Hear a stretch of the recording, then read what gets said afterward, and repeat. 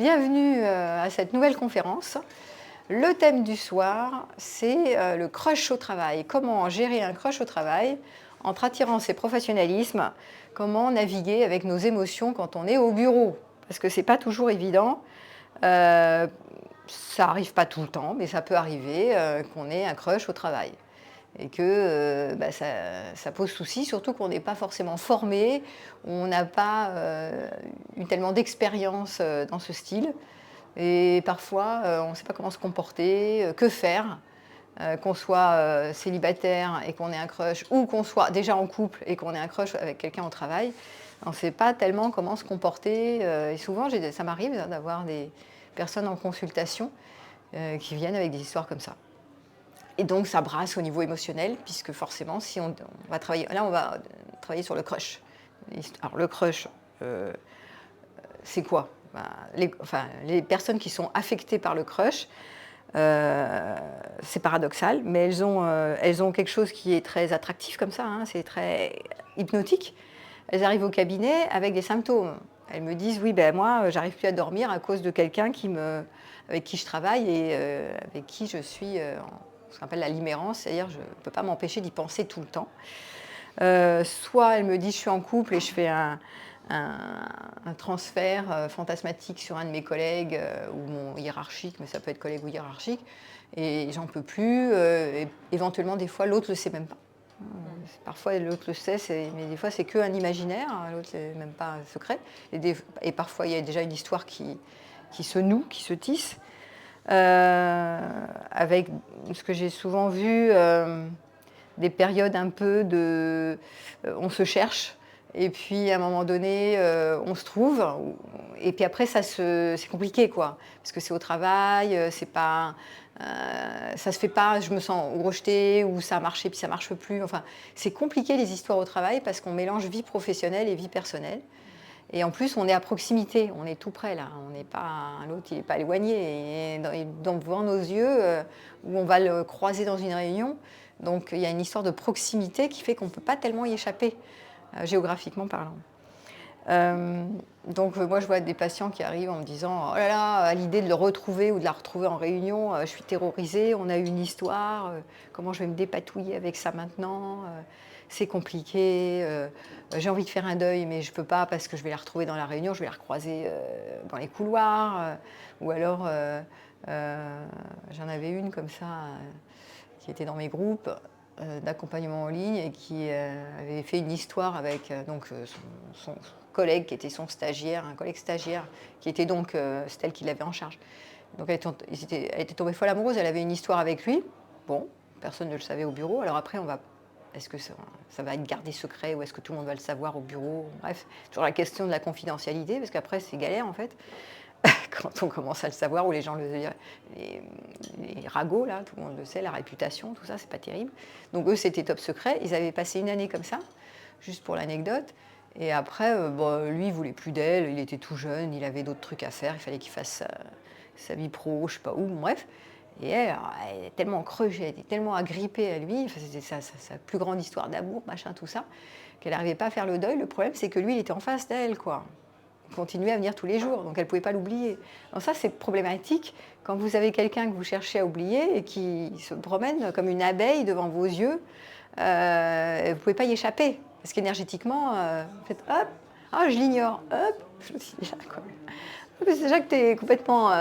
attraper ton énergie, elle va là. Alors, si en plus il est à côté, il t'ignore, il fait ça là, il fait tout. Alors, non, je lui dis, mais tu feras jamais un deuil tant qu'il sera à côté de toi. C'est impossible. C'était son collègue, il est juste en face d'elle, dans son bureau. Impossible. Donc, à la fois, elle disait, oh là là, il faut que j'échappe de ce truc-là, mais à la fois, elle ne voulait pas qu'il s'en aille loin. Donc, c'était un cauchemar. Elle voulait trouver une solution. Je dis, il n'y a pas de solution. D'autres remarques aussi que me font certains de mes patients en consultation là-dessus, c'est j'ai 45-50 ans, mais je suis comme un ado, j'ai un crush, j'en peux plus. Alors, c'est pas forcément ce qu'on va voir là dans ce que je vais développer, c'est pas forcément une histoire entre moi et l'autre, c'est plus une histoire entre moi et moi. Parce que c'est très fantasmatique en fait. Il y a beaucoup l'imaginaire qui est au rendez-vous. qui est le rêve, quoi, hein, le rêve de l'amour idyllique. Hein, le crush, c'est vraiment quelque chose qui est très poétique en fait. Hein. On s'imagine qu'on va fusionner avec quelqu'un dans un fantasme et on le voit, on peut être fasciné parce qu'au bureau, on voit des facettes de l'autre qu'on ne voit pas dans la vie perso. Hein, vous buvez un coup avec quelqu'un, vous n'allez pas voir les mêmes facettes que si vous travaillez ensemble. Vous allez le voir par exemple animer une réunion ou répondre à un client ou je ne sais pas quoi. Donc vous allez voir des aspects de la personnalité qui peuvent vraiment être admirable en fait. Donc vous pouvez aussi, ce que dégage la personne au bureau, ça peut vous attirer, d'autant plus que vous ne vivez pas avec. Alors on va voir ce que c'est qu'un crush au travail et ce qu'est pas un crush. Pourquoi le bureau est particulièrement un terrain propice au crush. Je dirais ce que c'est qu'un crush. La grammaire du crush, je développerai les 4 niveaux d'intensité. On appelle la grammaire. Alors ça peut parler pour les crushs au bureau, mais n'importe qui fait un crush, ça peut vous intéresser aussi. Voilà, on peut élargir sur n'importe quel crush que vous faites dans la rue, là à la sortie de la conf, ou voilà. Bon. Donc, ce que j'ai dit, je dirais un peu quelques mots sur ce que dit le crush de soi et pas de l'autre. Parce qu'en général, la plupart des gens qui sont complètement gaga devant une personne, ce qui se passe, c'est qu'ils n'arrêtent pas de me parler de l'autre. Et il est là, il n'a pas fait ça, et pourquoi il est ou elle. Donc ils partent toujours sur l'autre, mais ils ne reviennent jamais chez eux en fait. Et moi, qu'est-ce qui se passe en moi, comment je suis responsable d'être gaga. Ça, ils ne voient pas. Donc il y a il. Et j'ai dit, hier, pas plus tard qu'hier, j'avais une patiente comme ça, qui n'arrivait pas à faire le deuil. Elle était convaincue, elle m'appelle pour me dire, je suis convaincue que cette personne n'est pas bonne pour moi. Et alors elle commence à me dire, et ça, ça va pas. Donc, je lui dis, bah oui, si tout ça, ça va pas, effectivement, je valide, poum, séparation. Ça faisait 1 an qu'elle est séparée. Mais, 1 an qu'elle est séparée, mais et ça, comme si elle me parlait à la copine ou à sa copine, on dit à moi. C'est comme si elle attend que je la valide. Je lui dis, bah oui, je te valide, je te confirme, c'est pas fait pour faire un couple. La preuve, tu le fais pas. Bon, c'est la réalité. Puisqu'il y a ça, il y a plein de bons côtés, mais ça le fait pas. Bon. Mais elle continue 1 an après de ne pas faire le deuil en mettant toute son énergie sur et peut-être qu'il aurait fait ça, et si, ceci, et part toujours sur l'autre. Donc en parlant toujours de l'autre, tu ne peux pas faire un deuil parce que tu ne reviens jamais chez toi. En disant, mais c'est moi qui suis responsable de mettre toute mon énergie psychique, toute mon attention sur là-bas, sur le partenaire, le compagnon. Pendant ce temps-là, je me déserte en fait. Et je ne risque pas de faire un deuil. Parce que virtuellement, je fais exister l'autre tout le temps. Voilà. Donc, c'est intéressant ça. Mais c'est pour ça que ça parle de soi. Et je lui dis, mais est-ce que tu te rends compte que là, tu n'es pas du tout en train de faire un deuil? Ça fait, ah non, mais tu risques pas de faire un deuil en passant ton temps à me dire il est. Et dès que je la lâchais 2 minutes, paf, elle était repartie dans il. Je lui dis, attends, je veux même pas savoir le contenu. Je m'en fous de ce que tu me dis du il a fait ci, pas ça, pas ci, tata, et toute l'histoire. C'est pas la peine de me développer la phrase. Je lui dis, écoute, si tu veux faire un deuil urgentement, tu vois tous les moments où tu pars sur il et tu reviens sur je. Qu'est-ce que moi je fais là maintenant? Où je mets mon attention? Qu'est-ce que je veux? Qu'est-ce que je veux pas? Excusez-moi de vous couper la parole, mais finalement, ça serait pas très intéressant de se regarder dans le miroir à un certain moment, de se ressourcer et plutôt que de regarder chez l'autre, oui, c'est ça. Chez l'autre personne, oui, de se regarder entre guillemets dans le miroir et de trouver certaines réponses plutôt chez une autre personne, mais intérieurement. Oui, alors si elle se regarde dans le miroir, elle va se trouver très tarte, parce qu'il a préféré, dans cette histoire, il a préféré une autre qu'elle. Et donc, regarder dans le miroir, je dirais, c'est peut-être pas une bonne idée. Mais ce que je comprends de ce que tu veux dire, c'est de travailler sur ses ressources.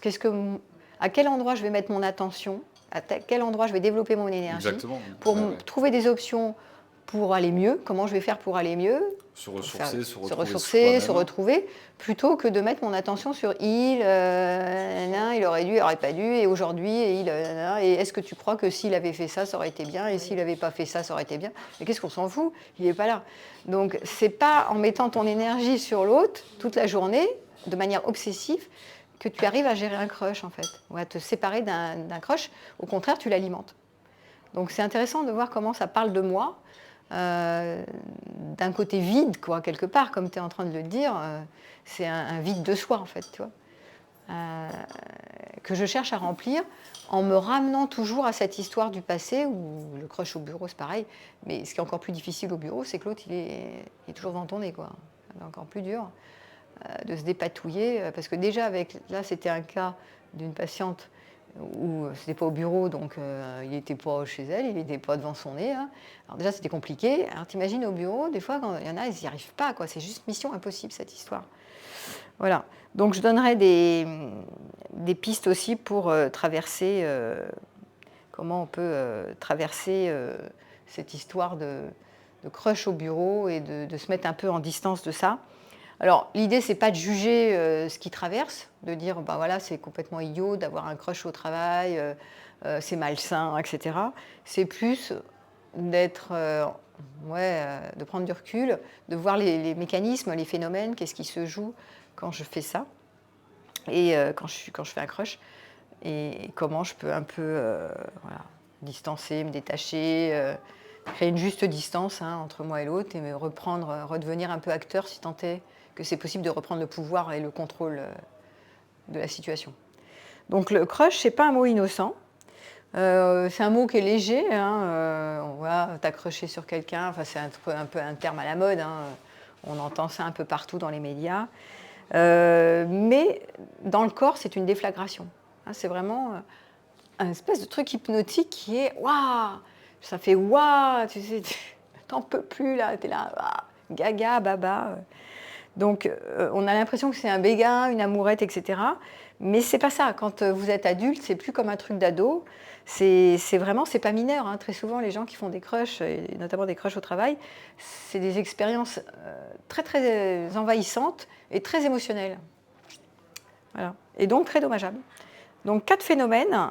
Il y a 4 phénomènes derrière la notion du crush. Donc, c'est bien de pas 4 étapes, 4 phénomènes. C'est bien de les distinguer. La première, c'est l'attirance ponctuelle. Donc en fait, c'est diffus. Tu vois, as une attirance pour quelqu'un, tu as un fit en fait. Et, et en même temps, c'est l'énergie de la libido. Je suis attirée par quelqu'un, waouh, trop bien.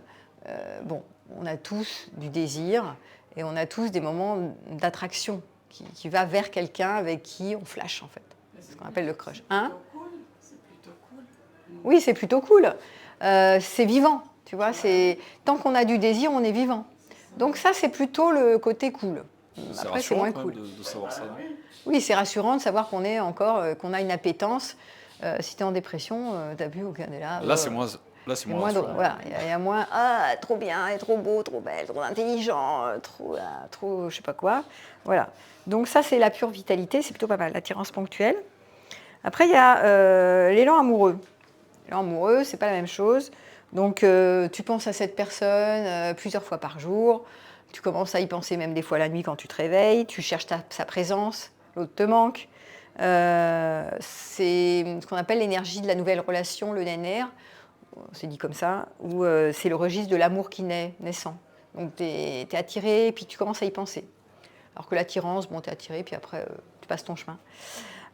Ensuite, la troisième phase, c'est le phénomène du transfert. Et c'est vrai que dans les crushs, il y a le transfert. Il y a cette notion du transfert. Alors, je rappelle ce que c'est que le transfert. Le transfert, l'autre est un écran. En fait, tu vas projeter sur cet écran une figure parentale ou un idéal de ce que tu n'as pas reçu quand tu étais enfant, ce qui t'a manqué. Donc, tu vas transférer une image parentale idéale qui pourrait te remplir.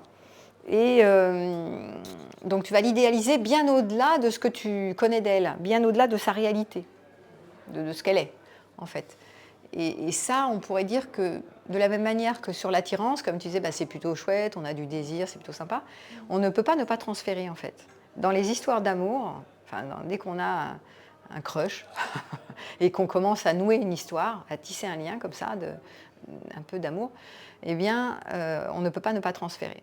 C'est-à-dire qu'on va forcément, sans s'en rendre compte, c'est pas conscient, transférer des histoires du passé, des expériences du passé sur la personne présente. Donc en fait, vous ne voyez pas vraiment l'autre telle qu'elle est, vous ramenez du passé dans le présent avec un côté idéalisant de ce qui a manqué petit. Alors ça, c'est super intéressant parce que tant que vous n'êtes pas en conscience de ça, vous allez transférer de manière inconsciente en croyant vraiment que l'autre, cette personne, elle est magnifique, elle va vous apporter, elle est magique, elle est, je sais pas quoi, elle est fascinante, elle est tout ce que vous voulez. Mais en fait, c'est votre regard que vous posez qui crée ça. Hein. Ouais, excusez-moi, je crois que mon téléphone vibre. Oui, j'entends. Quatrième phase, je continue. Oui, ça c'est leur truc là-haut. C'est la dépendance émotionnelle. Donc là c'est vraiment quand vous êtes Maus, quoi. Vous êtes vraiment dans le crush Maus plus, hein, et vous êtes dans la dépendance émotionnelle. Vous ne pouvez pas ne pas y penser. Vous y pensez tout le temps. C'est le centre de gravité de votre vie psychique. Vous êtes obsédé. Vous perdez le contrôle, ce qu'on appelle la limérance ou la dépendance émotionnelle. Aussi, oui, ça s'appelle être amoureux. C'est pour ça que je dis souvent, être amoureux, ça peut être pathologique. Un crush, ça se ressemble. Oui, c'est ça, oui, mais c'est ça. Bah là, tu es grave amoureux. Quand tu es dans la dépendance émotionnelle, tu vois, mais il faut distinguer l'attirance ponctuelle de l'élan amoureux. Tu vois, là, tu y penses un peu, et après, tu penses tout le temps. La dépendance émotionnelle, c'est que tu ne peux pas t'empêcher d'y penser. Tu es obsédé, tu es dépendant, quoi. Voilà. Oui, c'est le côté sombre d'être amoureux. Alors, prends le micro si tu parles. Oui. Oui, je disais, c'est le côté sombre, en fait, du fait d'être amoureux. Parce que quand on tombe dans le trop, qu'on s'oublie, que éventuellement, je ne sais pas, c'est ce que dans ce que tu nous disais, ça implique ça, mais c'est éventuellement ne plus avoir ses propres amis, tout voir par les yeux de l'autre et s'oublier complètement. C'est ça. C'est se perdre dans l'imaginaire en plus, parce que pour l'instant c'est un crush. Donc c'est pas vraiment une histoire. C'est même pas une histoire. C'est même pas une vraie histoire où tu vis avec et tu fais un quotidien. C'est beaucoup dans l'imaginaire les crushs au travail. Parce que l'autre, il ne répond pas forcément à la réciprocité et à l'envie de vraiment... c'est souvent des histoires de maîtresse et d'amant, des histoires comme ça, hein, très souvent. Hein. En fait, ce qui enjolive le quotidien où on s'ennuie un peu, quoi. Voilà, alors on verra, ça c'est tout à fait juste. Ça peut être un des motifs du crush sous-jacent qui est ma vie n'est pas assez vivante ou épanouissante ou vivante. Donc je m'ennuie un peu... où j'ai des préoccupations, des problèmes dans la vie, et donc là, ça m'enjolive ma vie, en fait, parce que ça me permet de fantasmer sur un ailleurs meilleur. Voilà, donc il y a 4 phases ou 4 niveaux, hein.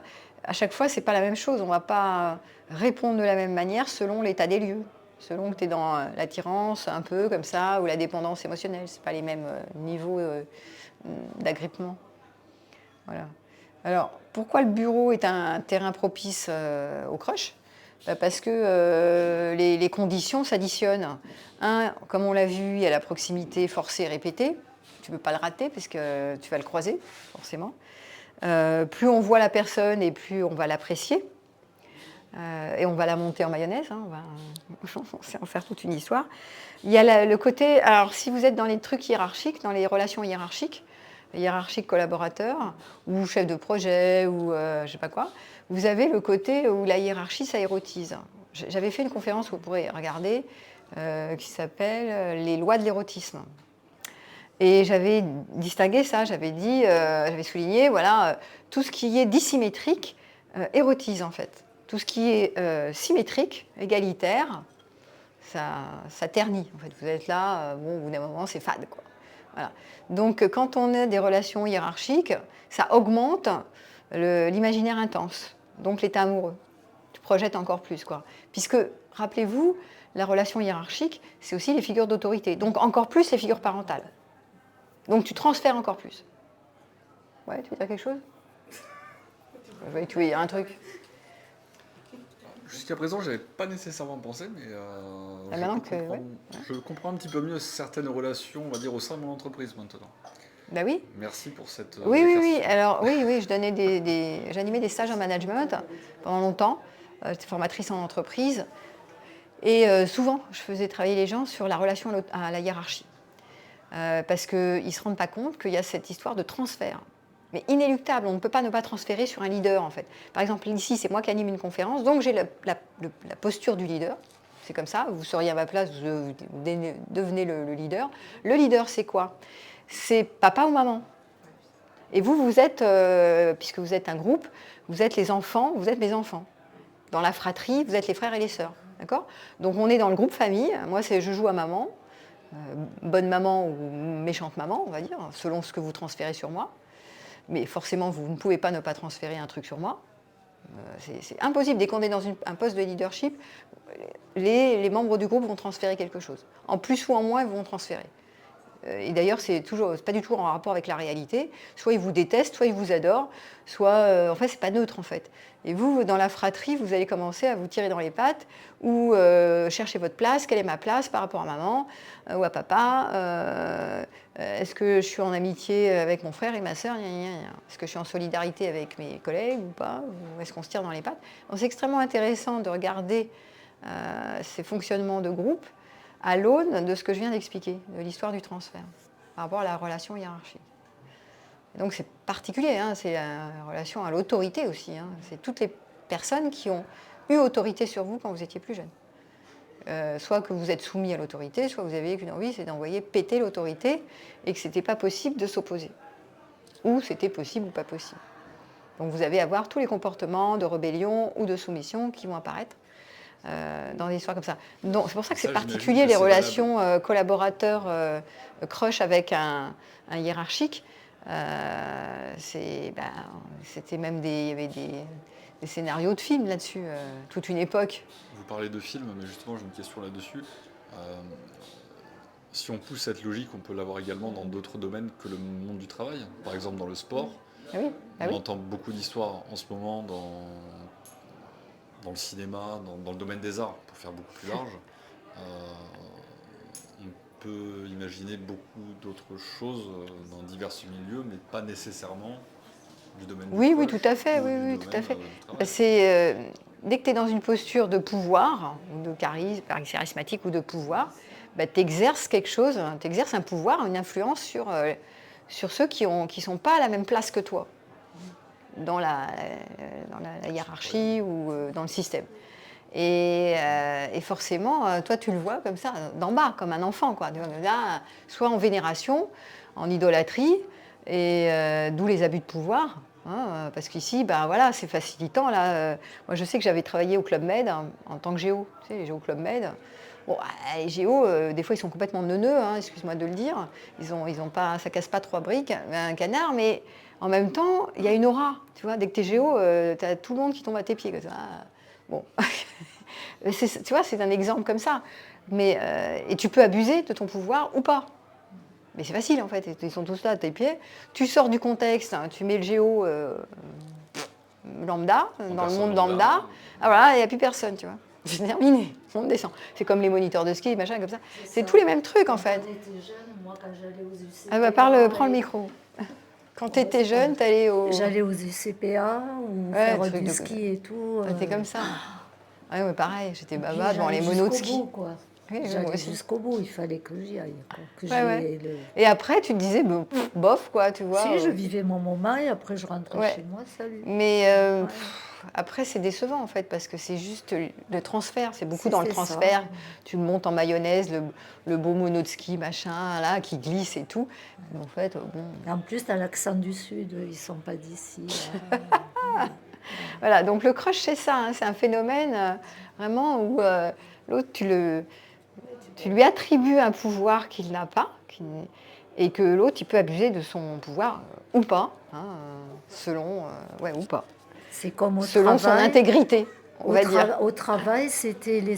Bon, moi, j'en avais pas de crush, mais les 3/4, c'était les secrétaires qui étaient avec les directeurs. Oui, directeurs. C'était les fameuses périodes... Je ne sais pas si ça existe encore. Oh, mais c'est pas vieux. La machin promotion, là.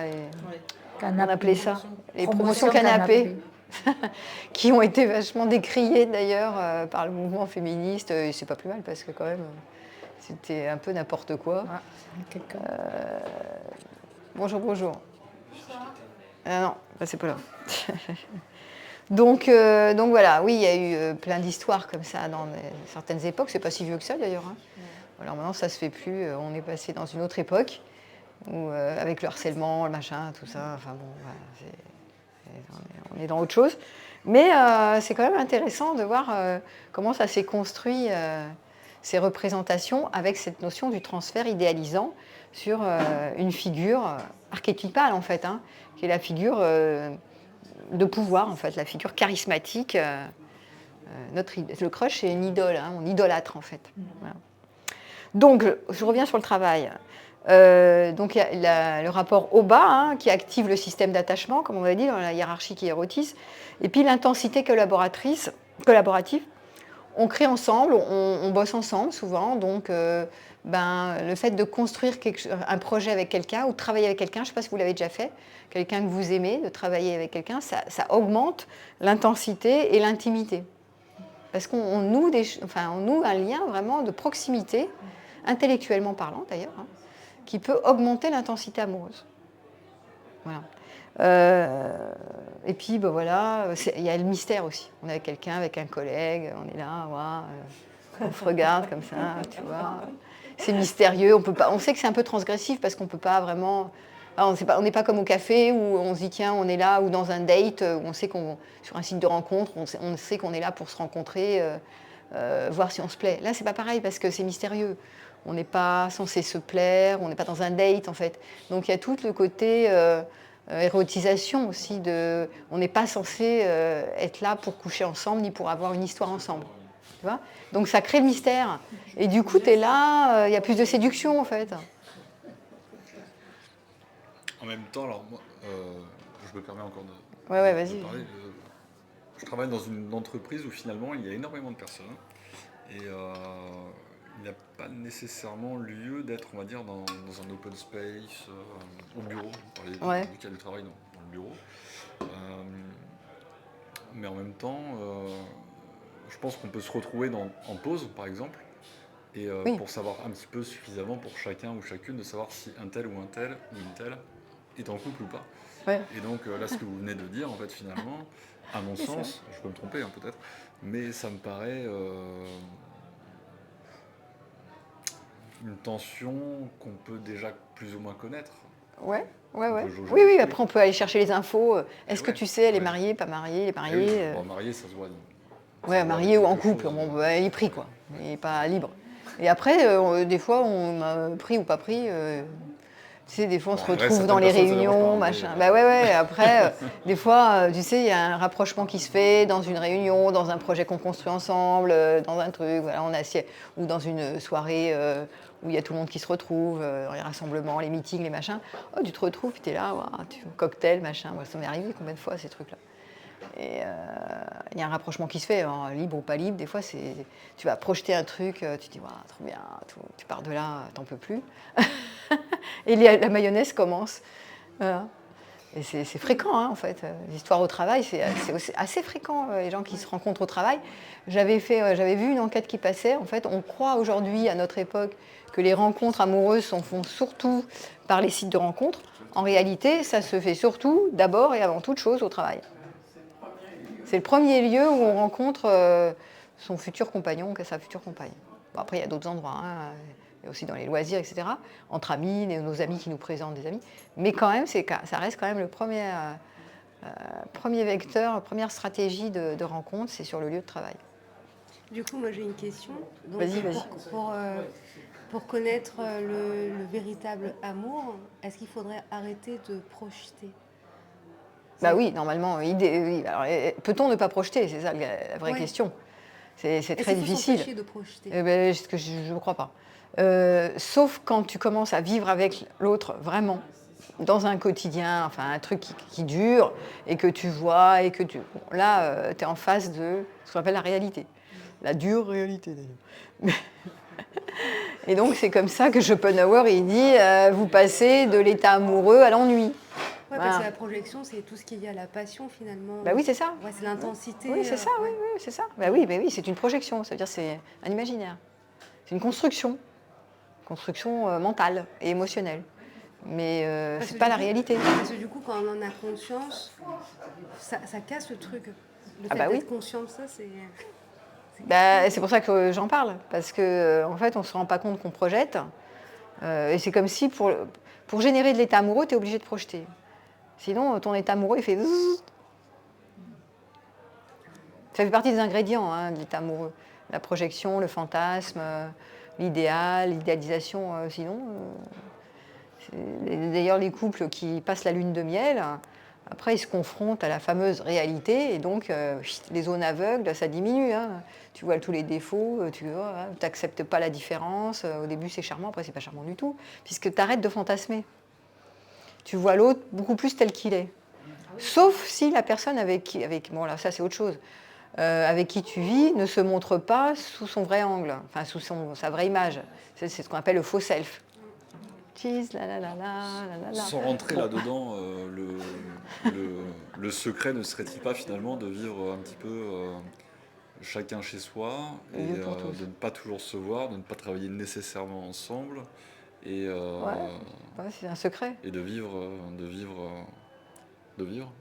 Oui, alors je ne sais pas si c'est la meilleure stratégie à adopter ou pas, parce que chacun, tu sais, a des styles différents, des goûts différents, des préférences, tout est respectable. Ce qui correspond à l'un peut ne pas correspondre à l'autre selon les modalités. Tu vois, on ne peut pas dire un truc universel qui marcherait pour tout le monde, une vérité. Après, au travail, si tu veux, moi j'avais donné aussi une conférence sur les couples au travail, enfin, pour avoir travaillé longtemps avec quelqu'un, avec la personne avec qui j'étais en couple, j'avais trouvé pas mal d'avantages, tu vois, dans la relation amoureuse, vraiment d'approfondir, d'admirer toujours l'autre d'ailleurs. Si tant est que tu l'admirais déjà au départ voilà. Et donc quand tu le vois bosser, ce que j'ai dit, tu le vois vraiment sur une facette que tu ne verras jamais dans la vie privée. Et en même temps, il y a plein d'inconvénients parce qu'on est tellement fusionnel, on se voit tout le temps. Donc, on parle le soir du boulot, machin et tout. Donc des fois, ça peut être lourd, tu vois, d'être toujours avec la même personne à la colle. C'est trop fusionnel en fait. Donc tu as les avantages et les inconvénients du système, comme dans tout ce qu'on fait d'ailleurs. Il faut arriver à aussi passer outre que les moments au travail quand tu vis vraiment avec quelqu'un avec qui tu es au travail. Voilà. Moi j'ai une question. L'admiration, c'est de l'amour? Alors j'avais fait aussi une distinction entre l'admiration et la fascination. L'admiration va faire partie de l'état amoureux. Et la fascination, ça grandit l'état amoureux. Ça agrandit, donc tu es encore plus baba. T'es dépendant, là, tu deviens... Et il y a des gens qui sont amoureux d'être amoureux. Donc ils vont être fascinés, ce qui est dommageable, parce qu'il vaut mieux admirer qu'être fasciné. Normalement, on dit souvent que pour faire couple durable, il vaut mieux admirer l'autre quand même. Si tu commences à plus l'admirer du tout, donc tu fais que descendre, tu vois, et ça va pas, et ça va pas, et ça va pas. Qu'est-ce qui reste? Il n'y a pas grand-chose. Donc c'est mieux quand même d'admirer des qualités, mais c'est pas la fascination. Il faut distinguer la fascination, c'est extrême. C'est puissance 10, c'est comme ça. Tu es complètement pris par un imaginaire que tu construis et qui n'est pas du tout en contact avec la réalité de l'autre. Donc on revient, et souvent les personnes dont tu es fasciné, c'est pas un hasard. Par exemple, moi j'étais fascinée par les profils mystiques. Tu vois, qui construisait pour moi un idéal de relation élevée. C'était perché mon truc. Hein. Bon, après, il y en a qui vont, par exemple, être fascinés par des personnes qui ont de l'argent, donc qui ont du pouvoir au niveau du luxe, tu vois, de tout ce qu'elles peuvent acquérir. Voilà. Après, tu en as d'autres qui vont être fascinés par quelqu'un qui est...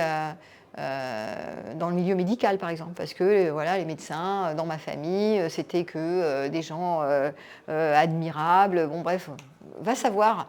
Mais il faudrait se questionner pourquoi je suis fascinée par ce type de profil ou de personne. Et c'est quoi qui parle, en fait? Toi, interroger ça. Parce que ça c'est malsain en général. Tu vois, la fascination, c'est pas très sain du tout. Ça part d'un endroit, d'un enfant vulnérable, qui est conditionné par je ne sais quoi, et qui fait croire à une histoire. C'est un récit.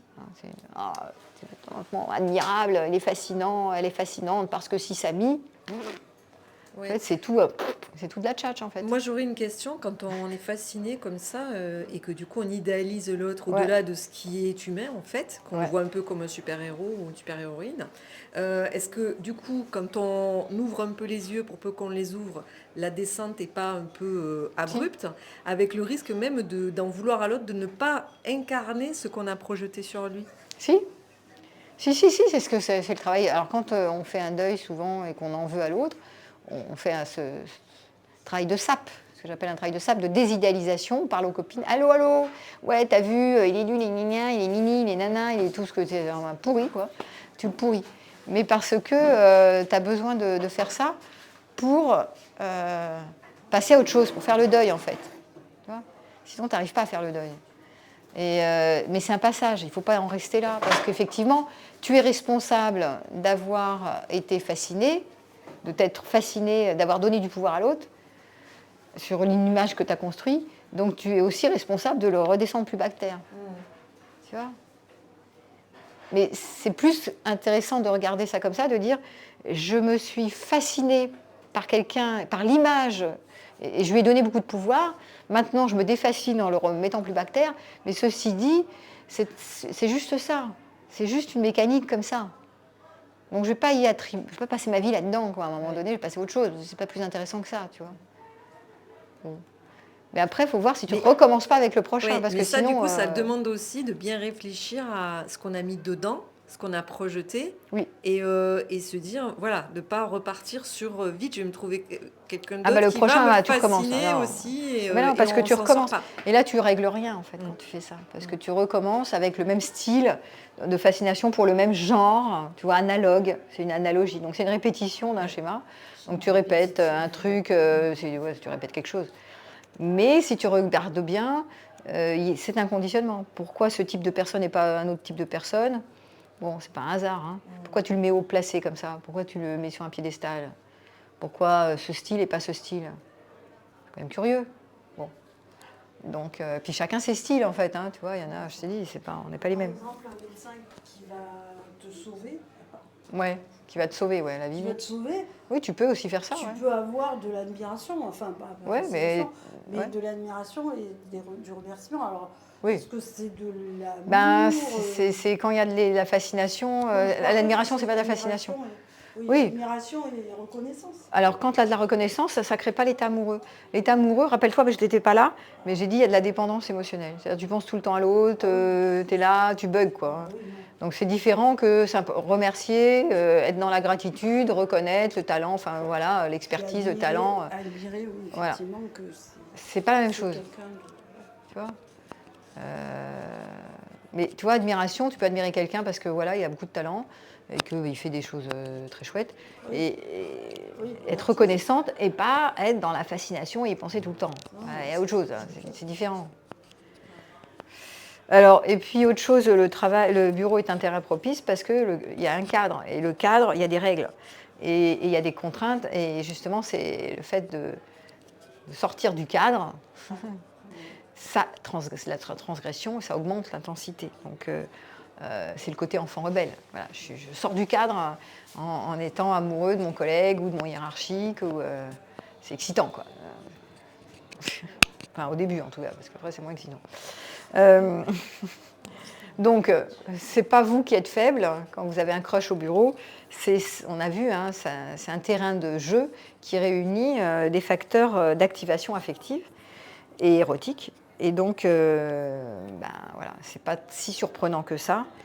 Moi, je le dis souvent hein, à des personnes qui font des crushs au bureau et qui passent, mais qui sont vraiment malades. Hein, c'est vraiment malade dans le sens, ils pensaient tout le temps, c'est vraiment la dépendance, ils peuvent pas s'en empêcher, c'est vraiment la libérance.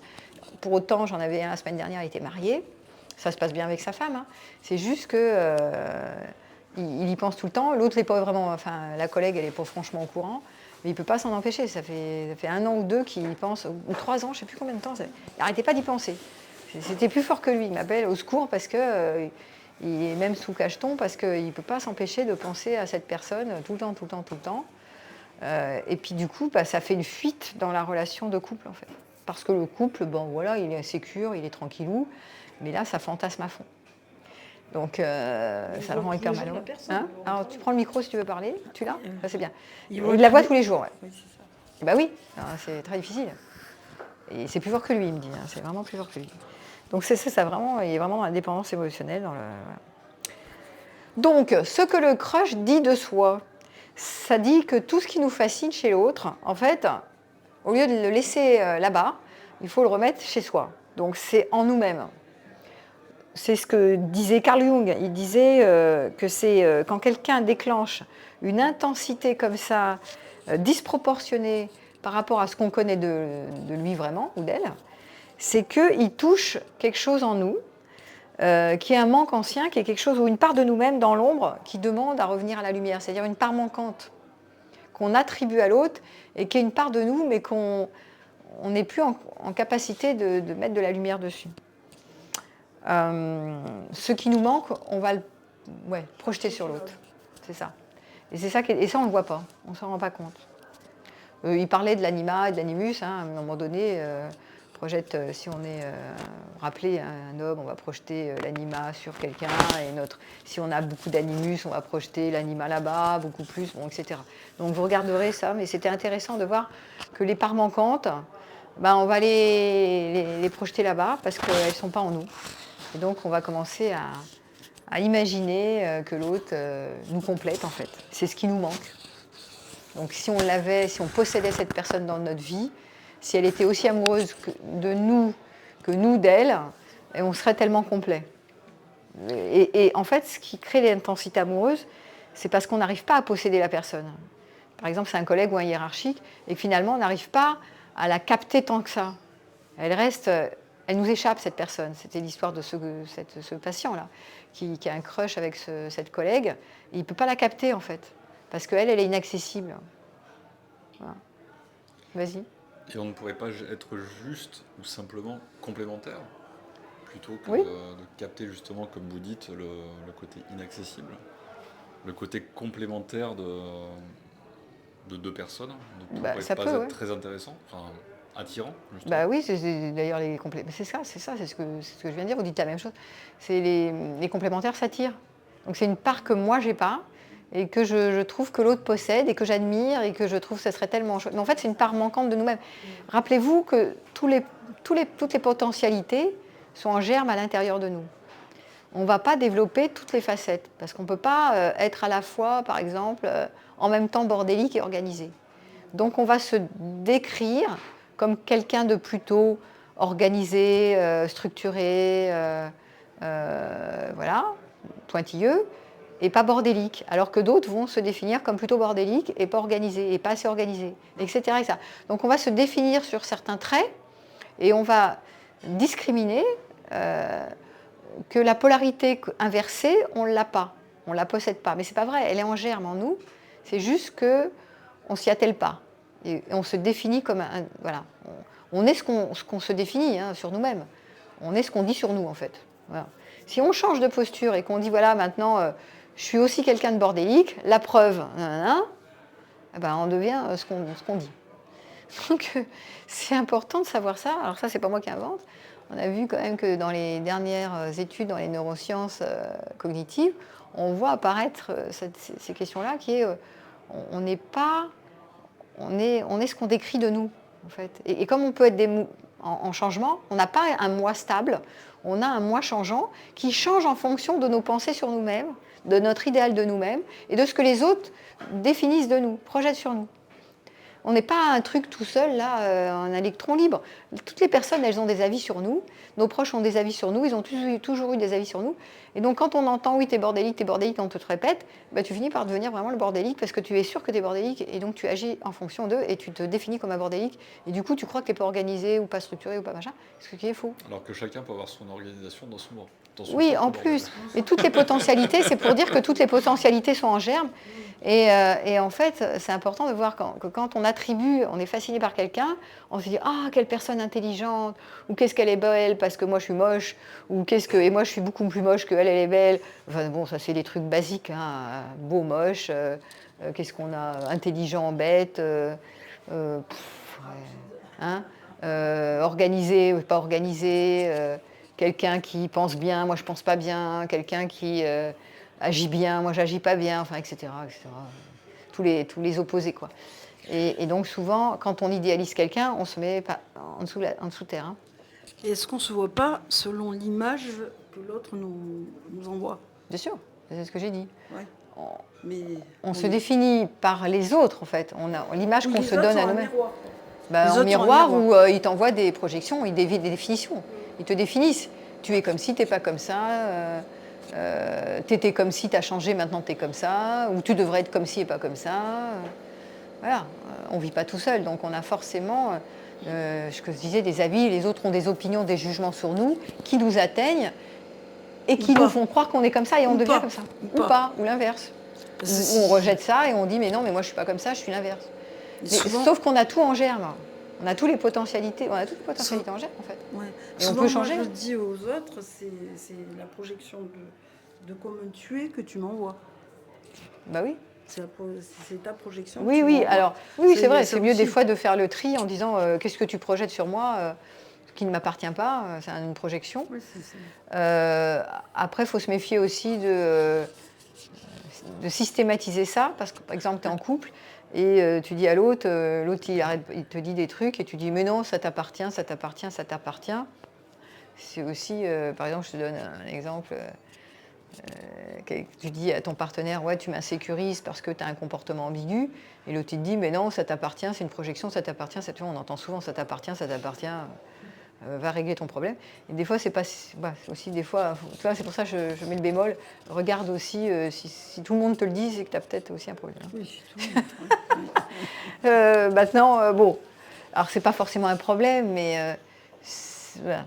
Faut nuancer aussi parce que ça t'appartient, c'est aussi une manière de déculpabiliser. Je ne vais pas les regarder chez moi. Oui. Mais c'est vrai qu'on a tous les potentiels en germe. Le moi est mouvant. Le moi n'est pas quelque chose de stable. La personnalité n'est pas si stable que ça. Mais du fait qu'on décrète qu'on est comme ci et que les autres décrètent qu'on est comme ça, eh ben, on devient un moi stable, plus ou moins stable. Oui, mais il y a des gens aussi qui fonctionnent, par exemple, dans un carré, quoi. Enfin, ils ne peuvent pas déborder de leur carré. Bah oui. Et quand tu rentres pas dans ce moule, ben voilà, ça ne fait pas. Tout à fait. Tout à fait. Tout à fait. Il y a personne qui est plus rigide que l'autre. Alors, les 4 questions du miroir, puisqu'on est dans le miroir. Donc, posez-vous cette question si vous êtes dans un crush, ou un crush au bureau. Donc, qu'est-ce que cette personne semble pouvoir m'offrir que je n'ai pas? Est-ce que c'est de la liberté? Est-ce que c'est de la reconnaissance? Est-ce que c'est de l'admiration? Voilà. À qui me fait-elle penser, puisqu'on est dans des trucs de transfert? Est-ce qu'elle me fait penser à un ancien partenaire? Est-ce qu'elle me fait penser... Voilà. Donc, il suffit de voir qu'est-ce que je transfère quoi? Qui est derrière? Qu'est-ce qui n'est pas nourri dans ma vie en ce moment? Ça, on l'a déjà dit, mais je le redis. Très souvent, quand je fais un crush au travail, c'est que dans ma vie, globalement, c'est pas très nourri. C'est pas très vivant, c'est pas très... Et ça, c'est vraiment important d'aller visiter ça. Et qu'est-ce que cette intensité me protège de regarder? Est-ce que c'est une tristesse? Est-ce que c'est un deuil? Est-ce que c'est quelque chose? Voilà. Parce que c'est comme un papillon, quoi. Je suis là attirée par la lumière. Mais ça parle de ma vie, en fait. De quelque chose qui n'est pas au rendez-vous. Tu voulais dire un truc? Non? Non, bon. Non. Alors, le crush, c'est aussi un piège de la double contrainte. Parce que ça a deux manières en général, quand le crush s'installe, tu as deux façons d'y répondre. Enfin, soit tu assouvis ton besoin, là, donc tu rentres dans l'histoire, en fait, et donc, donc tu noues l'histoire, tu démarres une histoire, et puis là, ça ne veut pas dire que ça va régler ton truc de transfert, au contraire. Si tu commences une histoire, à savoir que quand vous couchez avec quelqu'un, que vous avez une relation sexuelle, ça crée forcément de l'ocytocine. Donc même si tu dis « Oh, mais j'ai juste une histoire comme ça, machin », en fait, c'est pas si neutre que ça. Donc vous commencez, surtout si vous avez fantasmé dessus déjà avant, pendant un moment, que c'est mystérieux, hop, le fait de partir vraiment dans une histoire d'amant et de maîtresse, c'est pas léger. Ça peut peut-être même commencer... Les embêtements peuvent commencer à ce moment-là. Parce que, par exemple, tu es en couple, mais tu ne peux pas t'empêcher de t'attacher à l'autre, tout en te disant que c'est léger. Non, c'est pas léger. Et surtout, si tu revois la personne... Au bureau, rappelez-vous, il y a la proximité, il y a la transgression, il y a la proximité, le fait qu'on partage plein de trucs ensemble, et que tu ne partages pas avec ton conjoint, etc. Et donc, souvent, on est sur la même longueur d'onde au bureau, et beaucoup moins avec son conjoint ou ou si on est célibataire, voilà, on est vraiment, on se vit sur la même longueur d'onde. On a l'impression que l'autre elle est magnifique et que vraiment on a une super connexion. Donc c'est pas assouvir, c'est pas forcément ce qui va régler le problème. Et réprimer, c'est la deuxième option qui est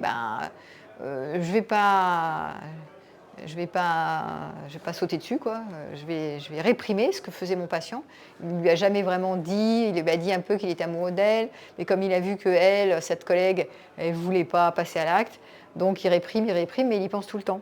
Donc réprimer, c'est créer un interdit, et l'interdit ne fait pas disparaître l'imaginaire, au contraire, tout ce qu'on refoule, ça revient encore plus fort. Donc il est encore plus dans l'imaginaire romantique. Et c'est ça que j'essayais de déconstruire, c'est cet imaginaire romantique qu'il avait vraiment de manière très puissante, parce qu'il s'ennuyait assez dans sa vie et qu'il ne supportait pas l'ennui, en fait. Donc lui, il fallait qu'il ait cette histoire pour créer de l'intensité dans sa vie. Et plus c'est interdit, plus c'est excitant. Voilà. Et plus c'est romantique. On peut tout imaginer, hein. Plus c'est passionnel. Voilà. Donc, en fait, ce que disait Gregory Bateson, c'est, vous avez vu qu'assouvir, ça ne va pas forcément régler, voire c'est le début des emmerdements, ou s'interdire, réprimer, ce n'est pas non plus une bonne idée. Donc, c'est ni l'un ni l'autre, en général. Ce que disait Gregory Bateson, il disait, écoutez, il n'y a pas de choix dans l'un ou dans l'autre. Ce n'est pas une issue, quoi. En général, c'est le changement de cadre qui crée la sortie de l'impasse. Changement de cadre, c'est ce qu'il disait dans la théorie de la double contrainte, c'est voir les choses autrement. On fait ni ça, on regarde autrement et on trouve une sortie ailleurs. Mais c'est ni dans cette réponse, ni dans cette réponse. Il faut pouvoir le faire, hein. Pas évident. Vous avez des exemples ou pas? Oui, là, le troisième chemin, c'est voir sans agir. Déjà, c'est prendre de la distance. C'est déjà voir que si tu te mets dans le plan, si tu sautes sur le plan et que tu assouvis et que voilà, tu vas jusqu'au bout du plan, tu vas commencer à galérer, en fait. C'est pas forcément, sauf certains, des histoires. Là, je pensais plus à quelqu'un qui est marié et qui saute sur le plan et qui va ensuite nouer une histoire invraisemblable et qui va pas s'en défaire. Et c'est l'histoire de la maîtresse et de l'amant enfin voilà, c'est ces histoires toujours compliquées. Qui se termine pas toujours bien. Parfois, ça peut se terminer bien. Hein. Je peux quitter ma femme, ça arrive. Hein. Je quitte ma femme et je pars sur mon crush au travail. J'en ai un là récemment qui est venu dans cette histoire. Ouais. Voilà. Est-ce que l'énergie... Mais c'est pas toujours génial. Je lui dis, écoute, va faire un an. Attends, je termine. Oui. Va faire un an avec ta collègue là que tu as fantasmé grave et que t'en peux plus et que vous avez une histoire depuis un an, parce que ça fait un an qu'il a une histoire en secret avec sa femme qu'il aime beaucoup, mais avec qui il s'ennuie un peu. Donc je lui ai dit maintenant c'est trop tard, c'est pas la peine de sauver ton couple parce que là tu as tellement dans cette histoire avec cette collègue, t'en peux tellement plus pour elle que là tu peux pas lâcher l'affaire. Donc il faut aller au bout maintenant, t'es allé trop loin, t'aurais pas dû commencer parce que maintenant quand il a commencé donc à passer à l'acte en fait avec cette nana et à nouer vraiment une histoire, il a commencé à abîmer la plate-bande avec sa femme, d'accord ? Bon, il pouvait pas s'en empêcher, voilà, il voulait absolument, il a fait la réponse 1 qui est la réponse je passe à l'acte. Bon, il a passé à l'acte. Après, les deux, ils sont partis en mayonnaise. Alors, je lui ai dit, maintenant, tu ne peux pas sauver ton couple. Ne viens pas chez moi pour sauver ton couple, c'est pas l'heure. Va faire ton... Tu es tellement embarqué dans l'histoire avec cette meuf, fais-le. Va au bout de ton expérience, vis au moins un an avec elle, et après, on en reparle. On verra si tu... Parce qu'il voulait sauver son couple aussi. Il ne savait plus ce qu'il voulait. Il était perdu. Parce qu'il y a des enfants, il aime sa femme et tout. Mais c'est l'amour ocytocine, alors que là-bas, c'est complètement... olé olé, c'est l'amour du début, quoi, l'amour passionnel. Bon. Alors, va vivre avec, et après on en reparle. Fais au moins un an avec, et après on en reparle. Tant que c'est pas vécu, ça reste complètement fantasmé. Donc voilà, il y a quelqu'un qui voulait dire quelque chose ? Oui, moi je voulais... donc, si je comprends bien, idéalement, on prend le recul nécessaire. Moi, je suis pas du tout dans ce type de situation, hein, donc je suis complètement zen avec ça. Mais quelqu'un qui est marié, qui voit que ça commence... Il faut avoir quand même un minimum de lucidité, je pense. À un moment, il faut faire le choix de la lucidité, le principe de réalité. Ouais, c'est ça. Et se dire que si on part là-dedans, c'est quand même super piégeux. Donc, est-ce que l'énergie que je ressens pour une personne, est-ce que je ne peux pas la mettre de nouveau dans mon couple ? C'est ça. Et peut-être, par contre, le partager... c'est ça. Je ne sais pas ce qu'il faut partager après avec l'autre, hein, jusqu'où on peut lui dire les choses. Ça dépend, mais alors, il y a deux manières de voir les choses. Soit tu fais le jardin secret, donc tu ne dis pas que tu as un crush au bureau, soit tu en parles, comme tu dis ouais, j'ai un crush, mais le désir ne va pas générer du passage à l'acte parce que je te choisis. Et je ne veux pas abîmer la plate-bande, parce que tu es plus précieux, tu es plus précieuse pour moi, homme ou femme, hein, que de partir dans l'histoire qui pourtant m'attire tellement. Et que je sais qu'on pourrait avoir une belle histoire d'ailleurs par ailleurs. Hein. C'est tout à fait possible qu'il y ait une super belle histoire à côté. C'est juste que choisir, c'est renoncer. Tu ne peux pas être partout à la fois. Et le problème de l'exclusivité, c'est ça. Sinon, effectivement, comme je l'ai dit, tu passes à l'acte. C'est souvent le début des emmerdements. Parce qu'après, tu ne peux pas t'empêcher de dire « Ah oui, mais c'est magnifique, c'est beau avec elle, avec lui, c'est bien ce qu'on vit, nanana. » Sauf que c'est vraiment fantasmatique, quoi. Donc c'est pas... voilà. Et ça n'a rien à voir avec 10, 15 ans ou 20 ans d'histoire à côté, quoi. La même chose, hein, on n'est pas dans les mêmes plans, quoi. Donc voilà. Après, est-ce qu'on le dit ou pas? Selon, c'est pas non plus déculpabiliser, parce que quand tu lâches le morceau pour éviter de dire, bon, tu vois, c'est une forme de je veux pas me sentir coupable, je te lâche l'affaire, et l'autre peut pas le gérer. Mais si tu le dis en mode, c'est pour je te dis ça, parce que c'est ce qui se passe, et j'y pense tout le temps, enfin souvent, mais néanmoins, je te précise que je te choisis, donc je renonce. Parce que c'est important, tu es important pour moi. Donc il y a quelque chose de cet ordre-là qui fait que l'autre n'est pas forcément obligé d'être jaloux. Parce que ça a pu lui arriver aussi d'ailleurs. Hein. Tu peux t'attirer dans ta vie, quand tu as une vie de couple longue, qui n'aura pas un espèce de coup de foudre avec quelqu'un ou tomber amoureux de quelqu'un sans forcément passer à l'acte. C'est d'ailleurs le bouquin de Cyrulnik, je crois qu'il en parle pas mal en ce moment. Boris Cyrulnik qui a écrit le bouquin « Quand on tombe amoureux, on se relève attaché ».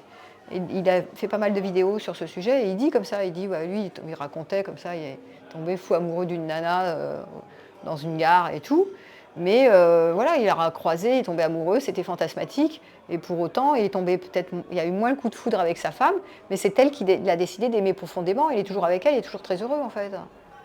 Même si c'est pas simple, parce que l'aventure du couple c'est jamais gagné, mais c'est pas le coup de foudre c'est autre chose, c'est vraiment un fantasme quoi.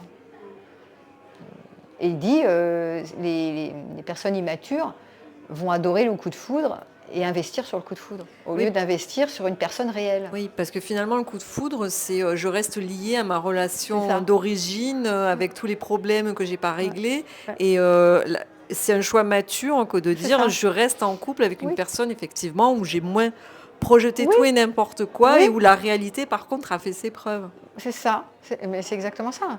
On appelle aussi l'amour ocytocine par rapport à l'amour, passionnel, qui est l'amour plus...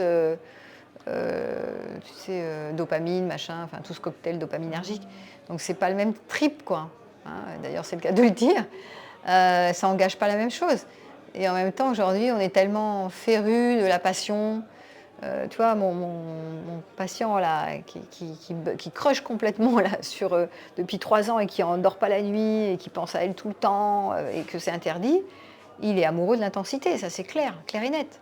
Il le dit d'ailleurs, qu'il s'ennuie dans sa vie très vite et que s'il n'y a pas des machins passionnels, il est à 300 tout le temps à fond et sinon il s'ennuie grave en fait. Mais le couple durable avec ses enfants, évidemment, il y a des problèmes à régler, il y a de la logistique, tu vois, c'est pas toujours fun du matin au soir, mais ça peut être sympa, tu vois, c'est plus réaliste. Ouais. Mais il faut avoir envie de lâcher un peu ces trucs excitatoires pour aller dans le réel, pour aller approfondir cet amour ocytocine qui n'est pas exclu non plus de la passion, qui n'est pas exclu non plus de la sexualité, c'est pas non plus sans dopamine, mais voilà, ça sera peut-être moins fun tout le temps, moins excitant tout le temps, tu vois, voilà. Bon, il faut savoir ce qu'on veut à un moment dans la vie, parce que là, il est très malheureux en fait. Hein. Juste pour dire, c'est une grosse souffrance, là, il est arrivé en catastrophe en fait. Alors je ne sais pas si je vais pouvoir l'aider plus que ça, parce que ça fait tellement d'années qu'il est là-dedans, ou 3-4 ans, je crois 3 ans, je ne sais plus, ça tourne en boucle son truc. Il n'arrive pas à la lâcher, l'image, là, imaginaire. Donc c'est voir sans agir. Donc le chemin, donc c'est ni passage à l'acte, ni réprimé. C'est déjà prendre la distance pour voir ce qu'on a décortiqué, là, histoire du transfert, la projection, l'excitation de l'état amoureux, machin.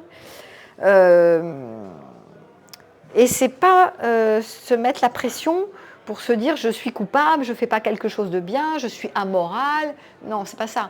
C'est plutôt voir la mécanique, comment j'en arrive à être tellement attachée émotionnellement et sensoriellement à quelque chose d'imaginaire, d'idéalisé, et juste regarder ça. Juste comme on fait souvent dans la méditation, on dit rester le témoin, neutre et impartial, plutôt que de partir dans l'affaire, dans l'histoire, dans l'objet, dans la pensée, dans la sensation, dans l'émotion.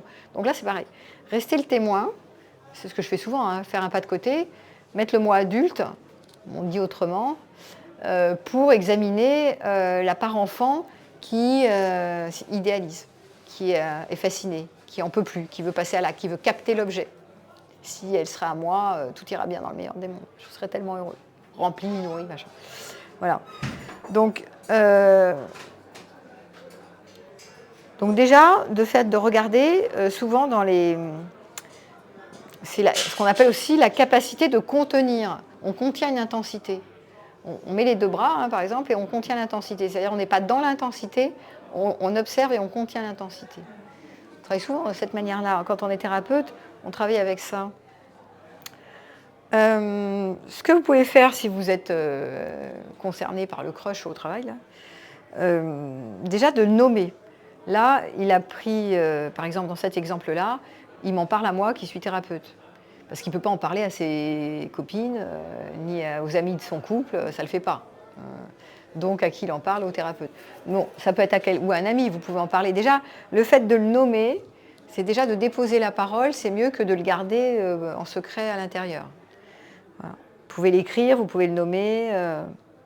Déjà, c'est une manière, même écrire, hein, si vous écrivez tout ce que vous vivez, tenir un journal, souvent, c'est une manière d'observer. C'est déjà à prendre du recul. Plutôt que d'être dedans, on commence à être un peu dehors. Nommer, c'est aussi être un peu dehors. Voilà. Deuxième pratique, c'est décélérer, ralentir le corps. Parce que comme vous l'avez constaté sur plein d'expériences, plus vous avez une pensée qui s'accélère, plus l'émotion s'intensifie. Et plus l'émotion s'intensifie, plus la pensée s'accélère. Machin qui se mord la queue. Donc la sortie de la boucle, elle n'est pas dans la pensée. En général, la pensée, c'est il faut que je résolve le problème, qui est le crush au travail. Mais c'est dans le corps. Donc c'est plutôt de ralentir, de, par exemple, mettre l'attention, ce qu'on fait dans la respiration, mettre l'attention sur la respiration, mettre l'attention sur les pieds, sur le centre de gravité. Enfin, c'est de ralentir pour que la pensée s'emballe moins. Voilà, ça, c'est des trucs qu'on donne, des outils, qu'on dit que l'intensité ne s'en va pas, mais elle se redistribue autrement, en fait. Hein. Elle quitte la tête. Dans ce que vous avez dit tout à l'heure, c'était vrai aussi, c'est-à-dire on va remettre de l'énergie ailleurs, on va faire circuler l'énergie ailleurs, on va trouver des ressources, je sais pas, on va se faire des plans en groupe, on va faire des massages, on va faire de la danse, on va faire des trucs qui redistribuent l'énergie autrement et qui font que l'intensité reste moins dans la tête ou dans l'émotion. Voilà. Donc c'est une manière de travailler avec le corps autrement, plutôt que de passer son temps à être obsédé. Alors qu'est-ce que je fais avec elle ou lui? J'y vais pas. Est-ce que je continue cette relation? Est-ce que je choisis ma femme ou est-ce que je reste avec l'autre? Qu'est-ce que je fais? Voilà. Alors c'est pas non plus... il y a quand même des histoires qui se terminent bien. Il y a des gens qui se rencontrent au travail et qui vivent ensemble. Hein. Mais ils ne sont pas forcément mariés, machin. Ouais, des trucs plus simples. Hein. Je pense que déjà, il y avait des exemples. Quoi. Il me semble que tu avais dit tout à l'heure que tu avais fait 2 histoires comme ça. Alors, hein? Oui, mais ils étaient pas mariés, t'étais pas marié, ils n'étaient pas mariés, ils étaient libres. Le premier, j'étais libre, et le deuxième, je ne l'étais pas. Il n'était pas libre? Non, c'est moi. Enfin, non, j'étais mariée quand j'ai connu le deuxième. Et t'es partie quand même vivre avec? Ouais. Et t'as quitté ton mari? Ouais. Et tu l'as pas regretté? Non. Bon, voilà. Mais ça aussi, c'est des choses qui... C'est pour ça que c'est bien que tu le pointes. Parce que ça peut être vrai... Enfin, ça peut être vrai, oui, ça peut marcher ou fonctionner si l'histoire avec ton mari était arrivée à sa fin ou pas terrible. Tu vois? Voilà. C'est pas que c'était pas terrible, mais bon, je crois que je l'aimais plus, en fait. Oui, tu étais arrivée à sa fin. Ce qu'il faut examiner, bon, tu as peut-être le recul maintenant, pourquoi tu l'aimais plus? Qu'est-ce qui s'était passé? Il y a des raisons que je connais.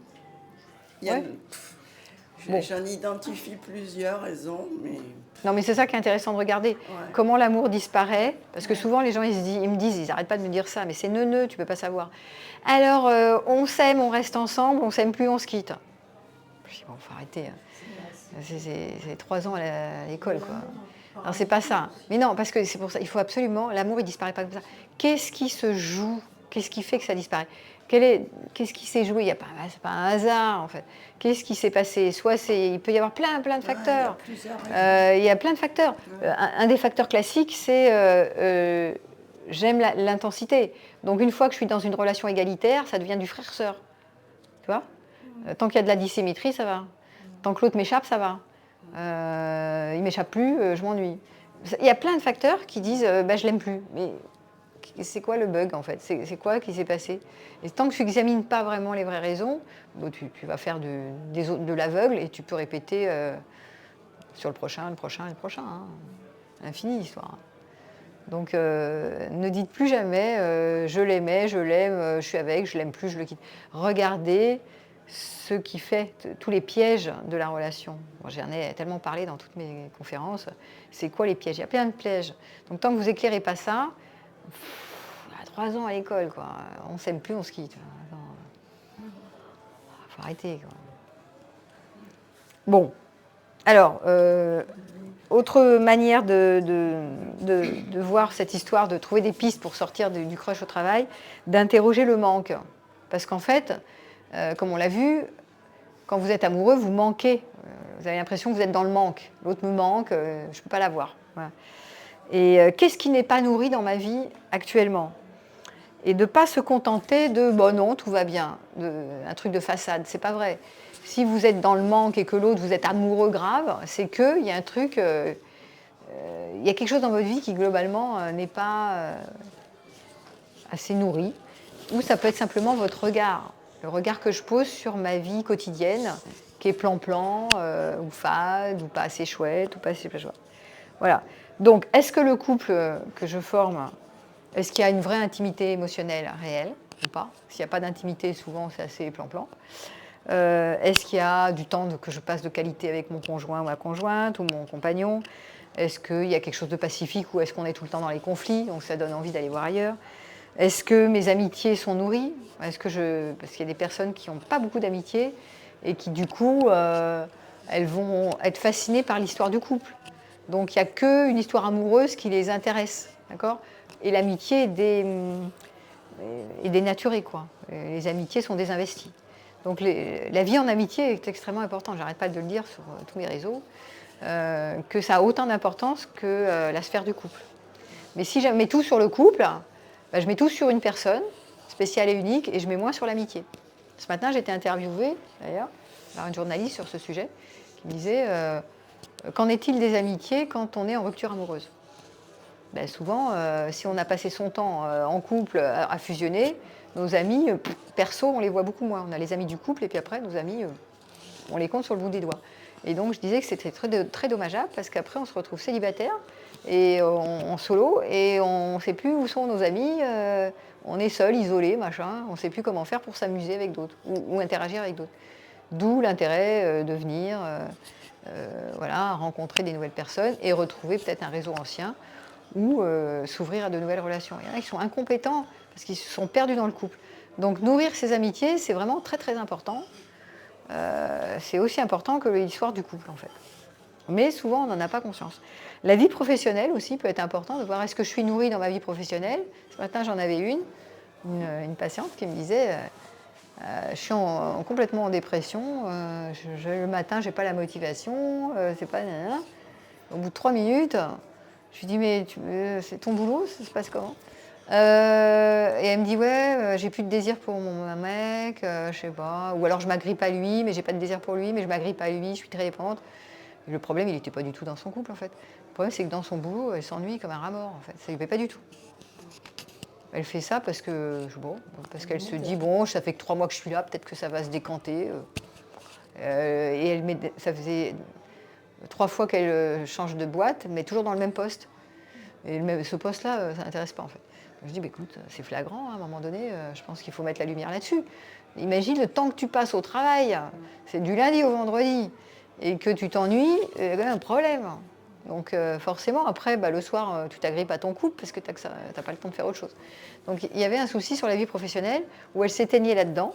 Et voilà. Et donc elle a dit oui, c'est une bonne idée, il faut vraiment que je vais peut-être retrouver de la motivation. Si je passe beaucoup de temps à faire quelque chose qui me plaît, c'est un luxe, hein, mais en même temps, c'est mieux que de passer beaucoup de temps à faire quelque chose qui ne nous intéresse pas, en fait.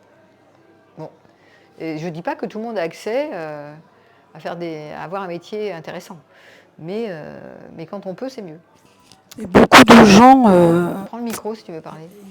Ah, tu l'as. Non, c'est bien, c'est bien. Beaucoup de gens sont au travail, parce que c'est alimentaire, et qu'ensuite, moi j'ai vu quand je faisais de la commercialisation, j'allais dans les institutions, et quand ils me voyaient, c'était comme le soleil, parce que je vendais du voyage, et puis en fait, je me suis aperçue qu'il y avait des gens qui étaient totalement en dépression dans leur travail. Ouais. Ils étaient là, mais voilà. Ouais. J'ai un enfant à nourrir et c'est vrai, je suis seule, j'ai pas de compagnon et autres. Ouais. Et j'ai ce travail. Ils n'ont pas la force, l'énergie de dire, de trouver autre chose. C'est très compliqué parce que moins tu as de l'énergie, tu as tout à fait raison. Plus tu passes, parce que le problème de la vie professionnelle, c'est qu'on y passe beaucoup, beaucoup de temps. Quand tu as des horaires cadrés, tu ne peux pas t'y échapper. Et donc, tu es là du matin, tu pars plus tes déplacements. Et donc, c'est un temps énorme, en fait. Donc, du coup, qu'est-ce que tu fais de ça ? Quand ça ne se passe pas bien au boulot, tu es contraint. Et du coup, effectivement, tu n'as pas de temps pour avoir un espace intérieur pour toi, relationner avec les autres. Très peu. Et du coup, ça plombe, ton énergie, elle fuit de plus en plus. Oui. Et c'est dramatique, en fait, quand tu regardes bien. Ah oui, moi je voyais ça de l'extérieur. Et c'était des gens, ils étaient en dépression. Il y a tellement de personnes concernées. Ils travaillaient mal, en plus.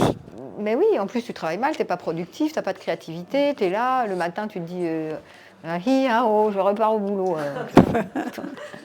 C'est pas terrible, quoi. Ouais, boulot, dodo, travail. Donc... voilà quoi. Après, comme je dis, c'est un luxe. Tu n'as pas toujours les moyens alimentaires de faire un truc qui te plaît, parce qu'il faut lâcher quelque chose souvent, et puis il va avoir les diplômes, il faut trouver une idée, il faut être compétent. L'âge aussi. Voilà. Mais oui, tu as l'âge, machin, tu as plein de facteurs qui rentrent en considération. Mais comme tu l'as dit si bien, parfois, tu te donnes pas la permission. Tu te dis, si je lâche ce métier, je ne vais jamais réussir, il n'y a rien qui va venir. Et des fois, tu te bloques tout seul. Il faut examiner avec d'autres cette question de est-ce que j'ai vraiment raison de m'accrocher à ce boulot qui me plombe, ou est-ce qu'il n'y a pas, comme on a dit, un changement de perspective, tu sais, sortir du cadre, voir les choses autrement, partir d'un autre angle. Ce qu'on fait souvent en thérapie, on aide les gens à sortir de leurs croyances et à voir les choses sous un autre angle. Puis même, moi, dans la vente, par exemple, on peut rencontrer des gens qui nous ouvrent des portes et partir sur un autre... Ouais. Tout à fait, oui. Alors, au bureau, les limites. Pour sortir un peu du crush au bureau, si vous êtes vraiment mal en point. Réduire le temps de tête à tête, si vous voulez vraiment prendre de la distance et pas être dans le passage à l'acte et commencer à vous détacher émotionnellement. Donc, quand on peut choisir avec qui on travaille et qu'on n'est pas obligé d'être dans le même bureau, on s'arrange pour ne pas voir la personne, pour la voir le moins possible. C'est comme dans les deuils.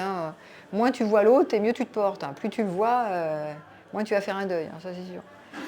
Ne pas alimenter la dimension personnelle, éviter les confidences intimes, les messages tardifs. Parce que ça aussi, tiens, j'ai un exemple de ça. Une femme mariée qui aime beaucoup son mari et sa famille, et qui ne peut pas s'empêcher, avec un collègue, d'être complètement obsédée par son collègue, dont elle n'est pas amoureuse. Mais ils ont noué une confidence, c'est son confident. C'est-à-dire le mari n'est pas le confident, mais cet homme est son confident. Et donc du coup, c'est plus de l'amitié, parce qu'ils n'ont pas d'histoire amoureuse en fait, mais cette amitié est tellement puissante qu'elle y pense tout le temps. Elle m'appelle là-dessus. Donc je lui ai dit, si tu veux te détacher, c'est trouver d'autres confidents, pas forcément le mari, mais qui elle veut, et arrêter la confidence avec lui. Parce que là, elle ne va jamais s'en sortir. puisqu'elle l'utilise pour la confidence, c'est-à-dire pour dévoiler son intime. Et que lui fait pareil. Au début, c'était un peu, ouais, bon, je te parle de mes histoires, lui, il lui parle de ses histoires. Puis après, ils sont devenus des vrais confidents tout le temps. Et ils s'envoient des messages le soir, des textos. Alors, ah, comment tu vas? Bah oui, maintenant j'ai mangé ça, ouais, j'ai fait ça, c'est trop cool et tout. Ah, j'ai eu tel film, c'est trop sympa. Bah, tu vois, mais ça noue une relation intime, en fait. Qu'elle a plus de complicité finalement avec ce type, qu'elle en a rien à foutre, qu'avec son mari qu'elle aime. Alors, tu vois l'histoire. Donc des fois, ça prend des proportions. Donc là, on voit vraiment que pour elle, il faut trouver d'autres confidents. Il faut trouver des remplaçants de confidents. Alors. Et puis arrêter d'envoyer des textos toutes les 5 minutes, hein, parce qu'après, elle y pense tout le temps. C'est comme une relation amoureuse, en fait. C'est proche. Hein. L'amitié, des fois, c'est très proche de la relation amoureuse. Hein. C'est la même chose, sauf la sexualité. Ben oui, sauf qu'il n'y a pas de sexualité, mais c'est très très proche, en fait. Hein. Alors, si vous voulez vous distancier aussi, ce que je dis souvent aussi dans les couples qui divorcent, c'est de garder une communication factuelle. C'est-à-dire, on garde puisqu'on est au boulot, donc tout ce qui est organisationnel, informationnel, on peut converser par mail, voilà, mais on n'a pas d'affect, on ne met pas des affects. On ne rajoute pas de l'émotionnel là-dedans, sinon on ne s'en sort pas. Voilà. Et puis après, se redire, est-ce que je connais vraiment, qu'est-ce que je sais de cette personne en dehors de ce que j'en imagine. Donc c'est sortir du transfert, hein, qu'est-ce que je projette sur l'autre. Donc quand est-ce qu'il faut consulter? Quand vous avez une insomnie installée, quand vous êtes dans les cas que je vous ai cités, la limérance, là, vous êtes obsédé, vous ne pouvez pas vous en empêcher. Quand vous avez une baisse professionnelle, quand vous avez une souffrance qui s'installe, sentiment de honte, il y a la honte aussi, hein, l'effondrement, la culpabilité, et que ça dure et que ça dure. Voilà. Alors, si vous êtes en couple, c'est peut-être pas, on l'a vu, c'est peut-être pas la peine d'en parler, mais on l'a vu peut-être en parler, mais d'une manière en disant c'est toi que je choisis. Et pas parler du détail du fantasme. Vous n'avez pas besoin de dire ah, elle est tellement belle, ou il est tellement magnifique, il est tellement intelligent, parce que l'autre il va se comparer, donc c'est pas très marrant, pas très fun. Donc le détail blesse sans aider, mais par contre vous pouvez dire voilà, j'ai un crush sur quelqu'un, c'est le processus qui se passe. C'est l'idée de fantasmer en fait. Je fantasme sur quelqu'un, c'est pas l'autre est tellement ceci, cela, tellement mieux que toi, bon non. Et après, voir si ça nécessite un travail de thérapie de couple ou pas. Parce que ça peut être aussi l'occasion de voir qu'est-ce que j'ai désinvesti dans mon couple, pourquoi je dis que j'aime plus celle-là ou celui-là au bureau que mon partenaire. Ça peut être intéressant d'examiner pourquoi mon énergie fuit là-bas. Voilà. Beaucoup de couples, hein, d'ailleurs, qui ont traversé un crush intense, voire jusqu'au passage à l'acte, hein, qui ont des fois noué une autre histoire, eh ben, ils sortent de là renforcés. Parce qu'après, ça change, on ne remet pas les mêmes données, quoi, hein. Après, la personne revient dans le couple. Là, dans l'exemple que j'ai donné, c'était trop tôt. Je lui ai dit, vas-y, va sur un an, expérimente un an avec ta collègue, là que tu n'en peux plus, parce que là, il était dans l'état amoureux. Mais s'il en ressort de l'état amoureux, peut être intéressant de voir s'il veut retourner dans son ancien couple, qu'est-ce qu'il peut réinvestir dans cet ancien couple. Si la confiance, c'est encore possible. Parce qu'un couple ne se construit pas sans le sentiment de sécurité. Donc s'il y a de la confiance qui se réinstalle, ça va. Si ce n'est pas possible de réinstaurer la confiance, ça ne va pas le faire. C'est toujours pareil. Hein. Voilà. Donc juste pour dire qu'un crush... en conclusion, un crush n'est pas un péché, ce n'est pas un signe d'immaturité. C'est intéressant d'examiner qu'est-ce qui se joue comme mécanique, que je fantasme tellement sur quelqu'un d'autre. De distinguer l'attirance, la projection, le transfert et la dépendance affective. C'est toujours un miroir, en général. L'autre est un écran et on projette quelque chose sur l'autre qui, en général, est en nous, mais qu'on ne peut pas s'empêcher de projeter. C'est les histoires d'état amoureux, d'intensité, ça a toujours à voir avec une addiction à l'intensité, en général, ça a toujours à voir avec l'état amoureux et l'intensité, qui peut être, donc je répète, une addiction. La sortie, ça ne va pas être soit le passage à l'acte, soit la répression, c'est souvent sortir de la double contrainte et changer de perspective, et donc de mettre un observateur et ensuite de voir comment on peut trouver des options autres. Et puis, si l'intensité s'installe, de ne pas rester seul, d'en parler, d'avoir un confident ou un thérapeute. Voilà, c'est pas un ennemi. Faire un crush, c'est pas un ennemi. C'est une meilleure compréhension de vous-même. En général, toutes les expériences qu'on vit amènent toujours à pointer vers une meilleure connaissance de soi. Donc c'est un message, en fait, c'est mieux se connaître, mieux se comprendre, pour ensuite voir qu'est-ce qui est plus apaisant, plus épanouissant, plus tranquille, que d'aller s'obséder sur quelqu'un ou de se fasciner sur quelqu'un ou générer cet imaginaire de l'amour romantique ou passionnel, etc. Voilà. Est-ce que vous avez encore des témoignages ou vous avez connu quelqu'un qui a vécu des trucs comme ça ou pas? Ou c'est bon pour vous? Ouais. Passez-vous le micro, hein. Je ne sais pas où il est, mais... C'est moi. Tiens. Qui veut? Ouais, vas-y. Alors moi, ça me questionne de dire à quelqu'un qui est en couple, ben écoute, tu vas faire l'essai, Ah oui. tu vas partir 1 an, et puis tu verras bien. Ouais. Oh, je ne l'ai pas dit comme ça. Oui, là, je vous le dis à mais- vous, mais je ne l'ai pas dit comme ça. Je l'ai dit Alors, avec plein de gants. Hein. Et je l'ai dit... Non, parce que j'entendais... Alors, Oui, alors moi je bondis dans ma tête. Moi, tu me fais ça, je suis en couple avec toi, tu t'en vas 1 an pour Et aller tu reviens après. expérimenter et tu reviens. Eh ben, Mais tu reviens iras plus. là où tu voudras. Tu reviens plus. D'accord. Oui, c'est ce que j'ai dit. J'ai dit, c'est pas évident que C'est un coup de poker. Là, C'est que ça, c'est un tu coup de lui poker. dis. Mais c'est ce que je lui ai dit. Je lui ai dit, mais c'est exactement ce que je lui ai dit. Je lui ai dit, là le fait d'avoir dit à ta femme que tu étais amoureux de cette collègue et que déjà elle est complètement en vrac, elle n'a plus confiance dans la relation. Elle est perdue en fait parce qu'elle s'y attend pas du tout, parce que c'était un secret, ça faisait je sais pas, presque 1 an qu'il cachait l'histoire. Enfin, c'est dans cet exemple. Donc c'est sûr que dans l'état où il en était, il était tellement dans le secret depuis 1 an et qu'il avait tellement monté cette fille en mayonnaise, quand je l'ai vu comme ça, je me suis dit, je vois pas comment il peut sauver. Il me dit, est-ce que je peux sauver mon couple? Alors, dans l'état d'amoureux dans lequel il se trouvait, je voyais pas du tout comment il pouvait ramener de l'énergie là-bas. S'il casse avec la collègue, il va se rapatrier sur son couple, mais il va passer son temps à y penser en fait. Il va pas faire le deuil. C'est compliqué de faire un deuil quand tu es déjà parti dans une histoire et que tu as déjà fait l'amour avec elle, je sais pas combien de fois, et que tu n'en peux plus et que tu n'arrêtes pas de te dire que c'est magnifique, c'est magnifique. Tu retournes, moi j'ai eu des histoires comme ça. Il retourne dans le couple, mais parce qu'il décide d'y retourner en disant je vais sauver mon couple, mais il est complètement obsédé par l'autre. Au final, il finit parfois par casser une 2e fois son couple pour retourner avec le fantasme. Enfin, le fantasme. Et après s'apercevoir qu'une fois qu'il vit vraiment avec la personne, c'est pas si fun que ça en fait. Hein. C'est moins fun qu'il imaginait. Mais ça ne veut pas dire qu'ensuite il va retourner dans son couple parce que l'autre, elle va pas lui ou elle va pas l'accueillir les bras comme ça, tu vois. Comme j'ai dit, ça abîme la plate-bande quand même ces histoires. C'est pour ça que j'ai dit de passer à l'acte, c'est pas gagné comme réponse. Tu vois, Moi, je ne le dirais pas, honnêtement. Bon, mais moi, je dis rien. Mais après, il y en a... Tu vois, des fois, tu ne peux pas t'empêcher. C'est une expérience aussi. Hein. Ouais. Il n'y a pas de jugement moral. Mais c'est sûr que quand tu démarres une histoire, ben, y a des conséquences, quoi.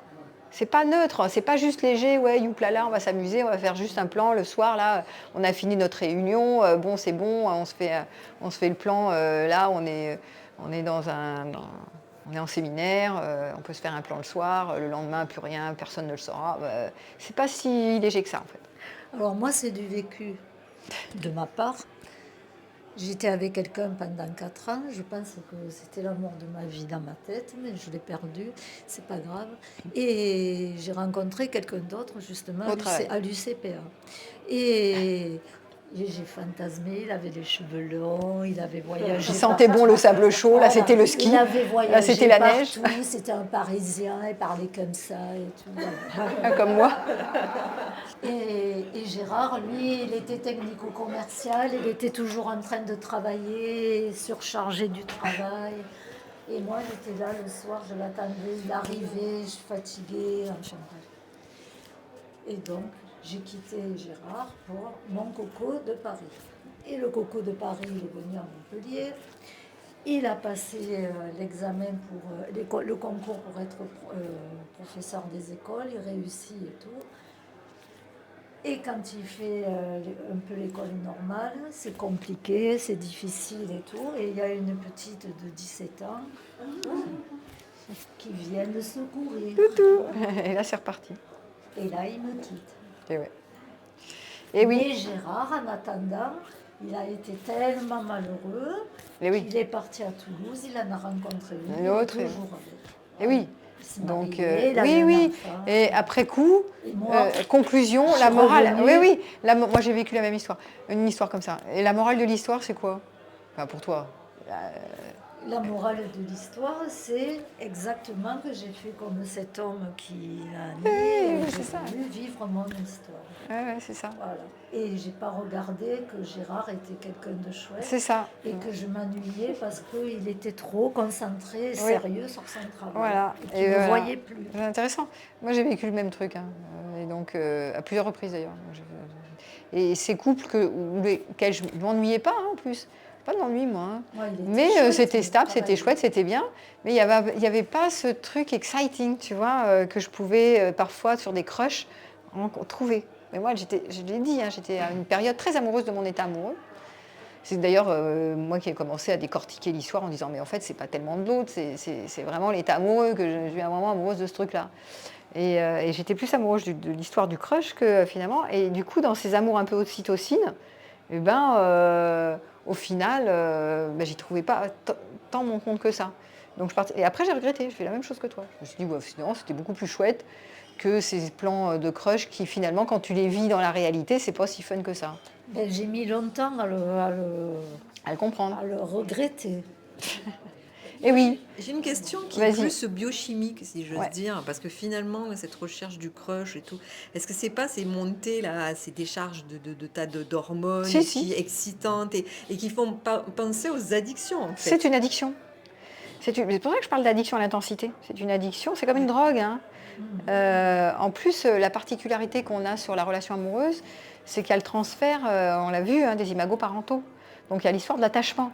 Et donc tu commences à te dire, ah waouh, ça va être vraiment la personne qui va me compléter, enfin que j'attends depuis toujours. Cette fois, c'est elle. C'est vraiment la bonne personne, la fameuse bonne personne. Et donc c'est là, en plus, si tant est qu'il y a un peu de sexualité qui se passe bien avec un accordage des corps, alors là tu pars au sommet de la vie. Là tu es au sommet, tu te dis ça y est, c'est bon, j'ai le gros lot, j'ai le pompon. Surtout si tu n'as pas tellement ça dans ton couple, c'est moins, tu vois que tu as moins cette intensité dans ta relation de couple qu'avec le crush. Et c'est classique en fait ça. Il y a plein de gens qui vivent ça, c'est pour ça que c'est bien d'en parler, parce que c'est extrêmement banal, sauf que ça fait beaucoup de dégâts. Pour tout le monde d'ailleurs. Bon après la vie continue, les histoires continuent, enfin la vie continue, mais c'est des expériences. Il n'y a pas de jugement, c'est pas amoral, c'est juste de voir, quand on est amoureux d'être amoureux, et qu'on projette et qu'on a besoin de fantasmer comme ça, c'est pas aidant, quoi. C'est pas une solution. Ça va pas se régler comme ça. En fait. Ça va nous abîmer. Enfin, c'est une part manquante, comme on l'a vu. Je projette sur l'autre quelque chose qui me manque. En fait. Et ça peut être à l'infini. Il y a toujours un truc qui va me manquer quelque part. S'il manque toujours quelque chose quelque part. On sent incomplet, donc il manque toujours un truc quelque part. Le matin, tu te réveilles, il te manque toujours un truc. Bon, voilà. Tu veux lui passer le micro, puis après on va s'arrêter. Une dernière. En tout cas, moi je veux dire quelque chose, c'est merci à vous. J'ai fait un petit interlude, je suis désolé. Mais en tout cas, merci à vous. Moi je suis venu ici par. Intermédiaire de ton ami. Qui est juste sur un droit, tout à fait. Et par Vanessa, tout à fait. Et en fait, moi je suis arrivé sans aucun a priori. Et en vrai, je trouve ça très génial de pouvoir parler assez librement, comme là on l'a fait tout au cours de la soirée finalement. Ah ouais. Et il y avait un thème sur cette soirée, je crois, me semble-t-il. Et finalement, on a pu parler un petit peu de tout, chacun avec leurs expériences, etc. etc. Ah ouais. Je trouve ça cool.